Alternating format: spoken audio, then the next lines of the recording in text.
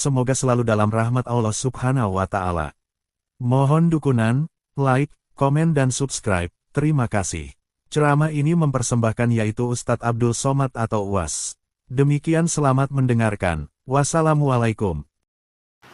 Ustadz, apa hak suami terhadap HP istri? Karena banyak pertengkaran gara-gara HP.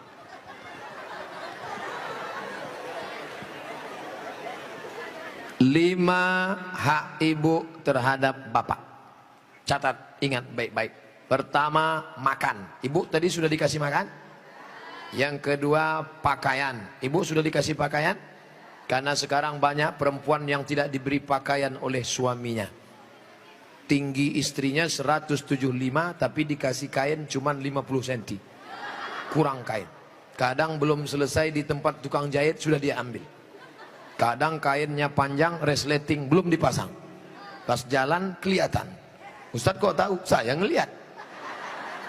Ibu sudah dikasih makan, ibu sudah dikasih pakaian, ibu diberikan tempat tinggal yang layak menurut kemampuan masing-masing. Sudah?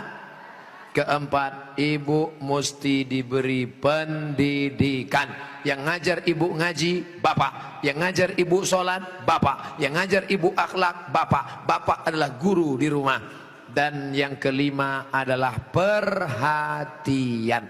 Maka ibu selalu diperhatikan. Dari mulai jilbabnya, dari mulai pakaiannya, termasuklah HP ibu diperhatikannya juga. Kok dari tadi sini Ustadz Somad, suatu ketika istri saya pergi kerja dan saya masuknya siang, tiba-tiba HP-nya berdering. Saya cek, rupanya mantan. Dia cari lagi di FB dan mereka sudah jalan-jalan, Pak Ustadz. Hati saya selalu galau tiap hari. Jangan-jangan dia sudah buat ini, jangan-jangan dia sudah jalan ini, jangan-jangan sudah. Bayangkan menderitanya seorang laki-laki gara-gara HP istri yang sudah macam-macam. Gara-gara apa itu? Facebook, Twitter, BBM, WhatsApp, Instagram.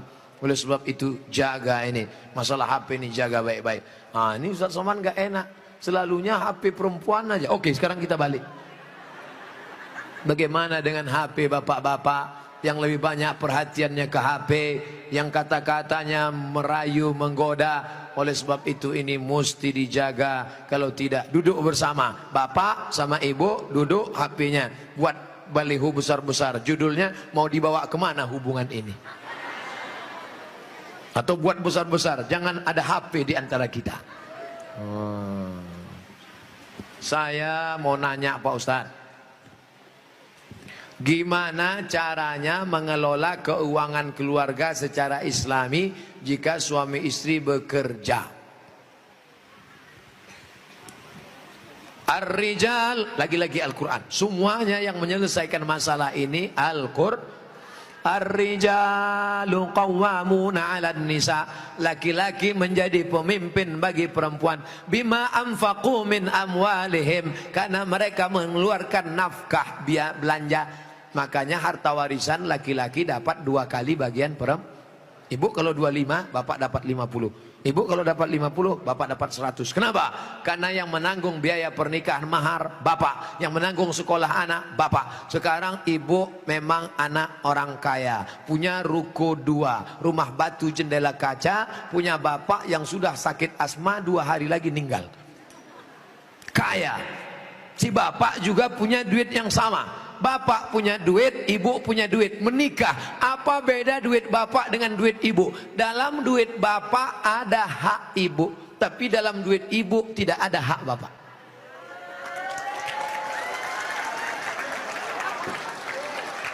Dalam uang bapak ada kewajiban nafkah untuk ibu, dalam duit ibu tidak ada. Tapi karena ibu cinta mati, maka ibu berkata, "Mas, aku tahu engkau kere, miskin, susah melarat. Tapi aku sudah terlanjur cinta padamu. Jangankan uang ini, nyawaku pun kuberikan. Ambillah semuanya. Dengan syarat jangan kau nikah lagi." Nah, sudah jelas batasannya. Jadi kalau ada ibu punya kontrakan, PNS, pegawai, punya gaji, ibu tetap ngomong ke suami, mas, aku mau kirim uang ini ke anak yatim, mau biaya anak pesantren, mau kasih wakaf beras 1 karung. Tapi ibu ngomong ke bapak itu bukan minta izin, karena uang itu memang punya ibu. Ibu ngomong sebagai adab, sopan santun, tata krama, budi bahasa. Jadi bapak jangan kegeeran. Dan ibu jangan kurang ajar. Mas, ini uangku, ini kos-kosanku, ini rumahku, terserah aku. Kamu mau ikut ya? Kalau enggak, lebih dari kamu bisa aku dapatkan. Jangan, luka hatinya.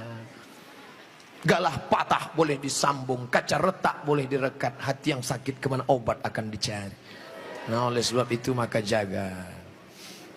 Saya sudah mengeluarkan untuk biaya keluarga sebagian, sedangkan sebagiannya saya ingin membantu saudara yang kurang mampu. Tapi kadang saya suka berbohong jika untuk membantu keluarga yang memang butuh bantuan. Ini yang nulis pertanyaan bapak apa ibu? Kalau bapak sudah berikan yang 5, makan sudah, pakaian sudah, tempat tinggal sudah, pendidikan sudah, perhatian sudah, sesuai dengan urf. Wa ashiruhunna bil ma'ruf, berilah mereka pergaulan urf. Urf itu seperti layaknya. Kira-kira layaknya standar orang daerah Pondok Aren itu perempuan diberi berapa? Tidak terlalu kaya, tidak terlalu miskin, yang sedang-sedang. Kira-kira diberi berapa? Standarnya misalnya 3 juta, 5 juta. Dia beri, maka sisanya itu terserah dia untuk yang lain. Maka dia sudah menunaikan kewajiban. Urf. Pengambilan hukum ada 10.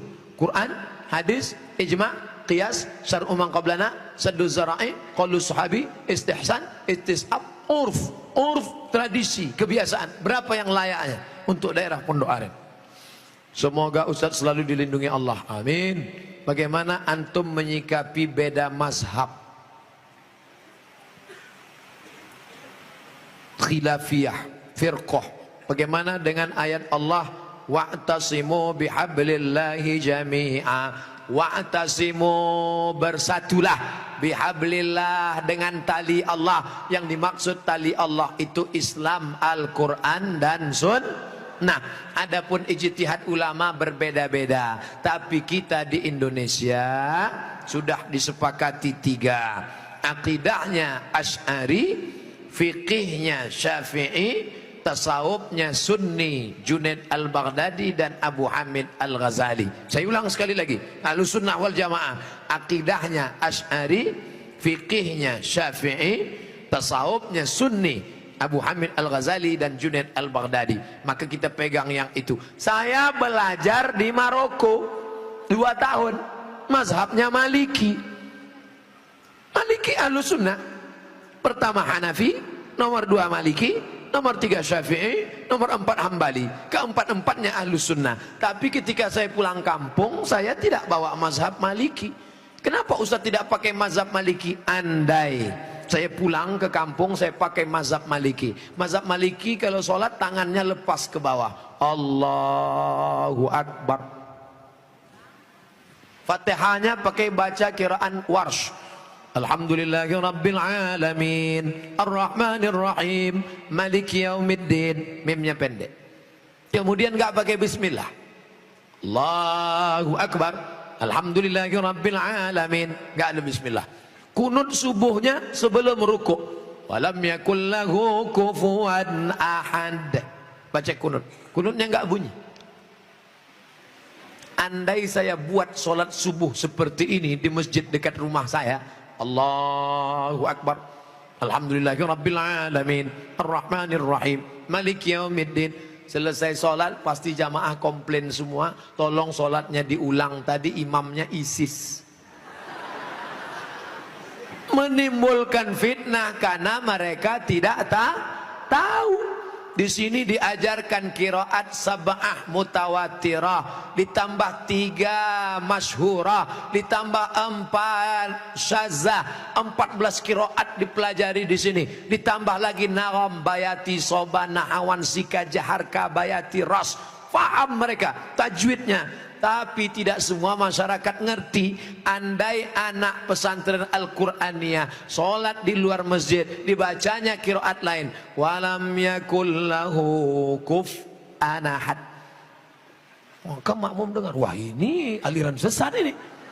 Bukan berarti dia salah, tapi dia takut menimbulkan fitnah. Maka dalam masalah-masalah yang kita sepakati, mari kita berlapang dada. Adapun yang kita sudah berbeda, mari kita terima perbedaan selama dia masih Ahlus Sunnah wal Jamaah. Syekh Abdurrahman Sudes, Imam Masjidil Haram, selama di Makkah nggak pernah pakai bismillah jahar. Allahu Akbar. Bismillahirrahmanirrahim. Alhamdulillahi Rabbil Alamin. Ar-Rahmanirrahim. Tapi begitu beliau jadi imam di Istiqlal, Allahu Akbar. Bismillahirrahmanirrahim. Loh, kok si Abdurrahman Sudes di Istiqlal pakai bismillah jahar? Dia tahu orang Jakarta mazhabnya Syafi'i. Mazhab Syafi'i bismillahnya jahar. Mazhab Hanafi Hambali bismillahnya sir. Bismillahirrahmanirrahim. Mazhab Maliki nggak pakai bismillah sama sekali. Ketiga mazhab ini Ahlus Sunnah wal Jamaah. Tapi kalau mayoritas masyarakatnya Syafi'i, jangan bawa mazhab lain karena khawatir memecah belah umat. Menjaga persatuan lebih diutamakan daripada mengamalkan mazhab. Begitu yang diamalkan oleh para ulama. Kan ulama mengkategorikan bid'ah ada dua, bid'ah hasanah. Pertanyaannya Ustaz, kan Rasul bersabda kullu bid'atin dhalalah.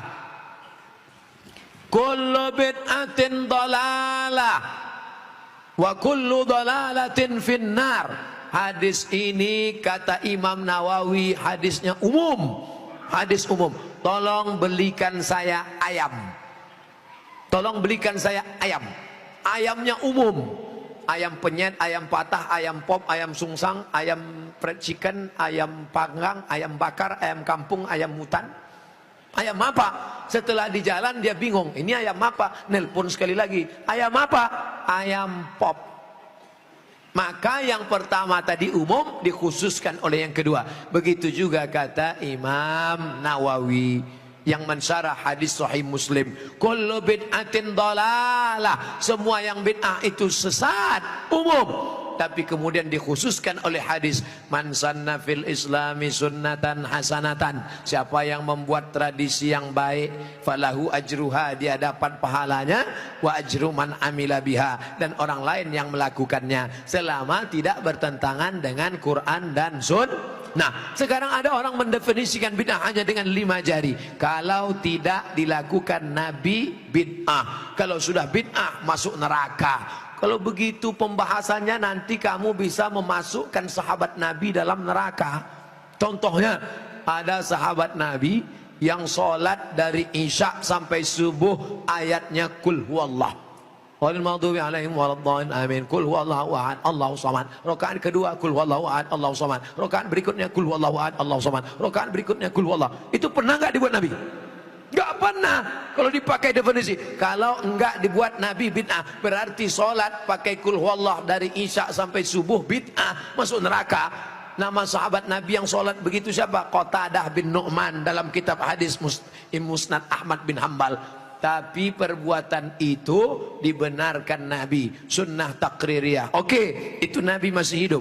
Bagaimana dengan Abu Hurairah? Abu Hurairah sebelum tidur malam menyimpul tali 2000 simpul tali dipakai bertasbih sebelum tidur malam. Subhanallah, subhanallah, subhanallah, subhanallah, subhanallah. Ada diajarkan Nabi, hai orang-orang beriman, sebelum kau tidur malam ambil tali jemuran, buat 2000 simpul, sebelum tidur petik 2000. Ada? Tidak ada. Jadi kalau didefinisikan, kalau tidak dibuat Nabi bid'ah, engkau sudah memasukkan sahabat Nabi ke dalam neraka, karena definisi yang singkat, yang pendek, pemiskinan. Oleh sebab itu ulama faham. Sudah saya tulis lengkap dengan dalil-dalilnya, 444 halaman terkait masalah bid'ah. Tidak semudah itu saudaraku. Ada namanya Imam Ibnu Taimiyah. Imam Ibnu Taimiyah kalau selesai sholat subuh, dia tidak keluar masjid. Dia melihat ke atas, membaca Al-Fatihah sampai terbit matahari. Bismillahirrahmanirrahim. Alhamdulillah Rabbil Alamin. Ar-Rahmanirrahim. Maliki yaumiddin. Iyyaka na'budu wa iyyaka nasta'in. Sampai terbit matahari. Itu tidak pernah dilakukan Nabi. Kalau dipakai definisi, kalau tidak dilakukan Nabi bid'ah, berarti Ibnu Taimiyah sudah membuat bid'ah karena membaca Al-Fatihah dari sejak sholat subuh sampai terbit matahari. Maka jangan katakan bid'ah kalau tidak dibuat Nabi bid'ah. Ini tidak betul. Yang betul adalah kalau tidak ada dalilnya bid'ah. Selama ada dalil hadis qauli, hadis fi'li, hadis takriri, perbuatan sahabat, qiyas, ijma', maka perbuatan itu tidak bid'ah. Bagaimana pandangan Ustadz dengan laki-laki yang berambut panjang? Apakah itu termasuk menyerupai perempuan? Saya belajar ke salah seorang syekh. Ketika itu ada yang nanya, "Syekh, apa betul Nabi Muhammad itu rambutnya panjang?" Maka syekh menjawab, Nabi Muhammad itu tinggalnya di gurun pasir.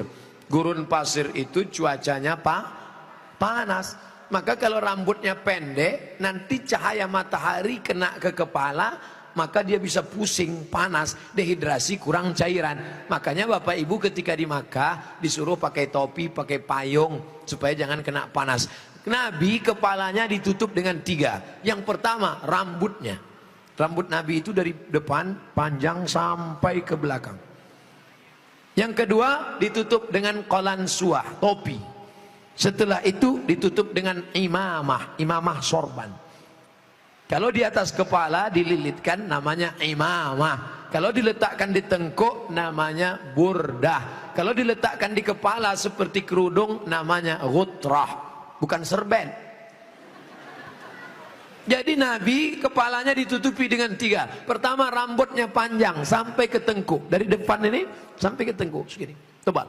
Yang kedua qalansuah, kain penutup. Setelah itu baru sorban. Maka kita pun, kami pun ketika kuliah dulu di Arab pakai sorban. Pakai untuk apa? Supaya jangan kena panas terik. Musim dingin di bawah derajat 0, 5 derajat, 10 derajat, di bawah 0 dingin. Maka kepala juga ditutup pakai sorban. Sekarang kenapa Ustaz nggak pakai sorban? Saya sekarang kepanasan. Tapi saya tidak menyalahkan para habaib pakai sorban. Mereka mengikuti sunnah Nabi Muhammad sallallahu alaihi wasallam. Nah, jadi kalau ada laki-laki berambut panjang, tapi rasanya di tempat kita rambut panjang bukan untuk menutup kepala biar supaya jangan panas. Justru tempat kita makin rambut panjang makin kepanasan, ketombe. Jadi kira-kira rambut panjangnya kenapa? Kenapa rambut panjang? Ini. Tapi tidak semua yang berambut panjang itu karena mengikuti perempuan. Jadi tidak bisa kita hukum serta-merta kalau rambut panjang LGBT. Enggak. Maka yang LGBT itu kalau menyerupai perempuan, la'anallahul mutasyabbihin minar rijal bin nisa. Allah melaknat laki-laki yang menyerupai perempuan dan perempuan yang menyerupai laki-laki. Mudah-mudahan anak kita terjaga dari LGBT. Tapi sebetulnya LGBT itu nama yang terlalu keren. Orang malah bangga sekarang disebut itu LGBT, itu bangga. Saya tidak setuju dengan LGBT, tapi saya malu mau nyebutnya di depan para kiai. Boleh saya sebut? Jangan sebut LGBT. Buat sebut nama yang mengejek, merendahkan, menghinakan. Apa namanya? PLT, penyuka lobang tai. Itu yang cocok bagi mereka. Kotor, najis. Zaman Nabi LGBT ini hukumannya man wajadtumuhu ya'malu amala qaumi Lut. Kalau kamu menangkap ada orang yang melakukan perbuatan Nabi Lut, faqtulul fa'il wal maf'ul, pancung kepalanya, hukum mati. Untung dia hidup bukan zaman Nabi Muhammad. Kalau hidup zaman Nabi habis, selesai. Bapak Ibu yang dimuliakan Allah Subhanahu wa taala. Ustaz berani ngomong gini apa enggak takut nanti ditangkap bencong? Ngapain takut? Banyak yang bela saya. Tapi pas pulang nanti sendirian ngeri juga ini. Insyaallah wa ta'awanu 'alal birri wat taqwa, saling tolong menolong dalam kebaikan dan ketakwaan, wala ta'awanu 'alal itsmi wal udwan. Ingatlah saudaraku, ada satu kampung namanya kaum Sadum. Pernah dengar kata Sadum? Dari kata sadum inilah muncul istilah sodomi. Sodomi artinya perbuatan orang sadum, umat Nabi Lut. Bagaimana hukuman Allah? Ja'alna 'aliyaha safilaha. Bagian atas kami turunkan ke bawah, bagian bawah naikkan ke atasnya. Lalu kemudian amtarna alaihim, kami hujani mereka dengan apa? Hijaratan, batu-batu, min sijilin mandud, dari batu tanah liat yang dibakar di api neraka. Itulah sekarang di Yordania, tempatnya bernama Al-Bahrul Mayyit, bahru laut, mayit mati, Dead Sea, dead mati, sea laut, Dead Sea laut mati. Ngapa disebut laut mati? Karena airnya terlampau asin sampai ikan pun tidak bisa hidup di dalam. Orang kalau pergi ke laut mati ngapung di atas karena kadar garam yang tinggi. Nah, siapa yang punya kadas, kurap, kudis, gatal-gatal, mandi di situ sembuh. Di Yordania. Bapak Ibu yang dimuliakan Allah SWT. Pompei salah satu kampung yang diisi oleh homo. Lalu kemudian datang lahar dari bukit turun ke bawah, rata dengan tanah, sampai-sampai mereka berubah menjadi patung-patung batu karena ditimpa oleh lahar. Tidak sempat merubah ekspresi wajah. Ekspresi wajah orang homo yang mati dalam keadaan melakukan hubungan seksual terlarang tak sempat merubah dari wajah kesakitan dengan wajah penderitaan. Begitu yang dialami masyarakat Pompei. Oleh sebab itu kita berdakwah mengajak bukan karena benci tapi karena ingin menyelamatkan supaya kita selamat. La ta'murunna bil ma'ruf, ajak mereka berbuat baik. Wala tanhauna 'anil munkar, larang mereka jangan sampai melakukan perbuatan mungkar. Kalau kamu diam saja, aku tidak khawatir, kata Sayyidina Ali, aku tidak khawatir tentang betul dan batil, batil dan betul, karena dunia ini isinya betul dan batil. Yang aku khawatirkan adalah ketika kebatilan merajalela, orang yang betul diam. Karena orang betul diam, maka orang batil menyangka betul, yang betul menyangka batil, batil betul, betul batil. Orang yang betul diam, ibu yang betul diam, bapak yang betul diam, yang batil berkuar. Akhirnya yang batil merasa betul, orang yang betul diam 1000 bahasa. As-sakitu anil haq syaitan akhras. Orang yang betul tapi diam melihat kebenaran diinjak-injak, dia adalah syaitan akhras, setan bisu. Begitu kata Imam Abu Ali Ad-Daqqaq yang dikutip oleh Imam An-Nawawi dalam kitab Al-Minhaj Syarah Sahih Muslim Ibn Al-Hajjaj. Maka bersuaralah saudaraku, anak-anak muda, lawan kemungkaran ini. Terus berperang dengan HP-mu. HP-mu adalah senjata, bukan menebarkan kebencian, bukan menebarkan hoax, tapi dalam rangka watawasau bil haq watawasau bis sabr. Allah